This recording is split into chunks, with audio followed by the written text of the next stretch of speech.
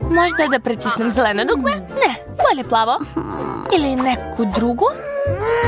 Gotovo, pritiskam žuto. Vidim da nisi baš sigurna. Samo se malo plašim. Pa, šta je tamo? Na tvom mjestu ne bih tako žurio. Ovo je baš hladno. Ne osjećam ruke. Drži se, Wendy, neće ti biti lako. Osjećam hladnoću. Sva sam se naježila. O ne, to je led. Sama si to izabrala. Sad je gotovo. Prestani, mrzim hladnoću. To je sve, završavamo. Ispraznio sam kantu. I šta sad da radim? Smrtno ću se ovdje. To nije moj problem.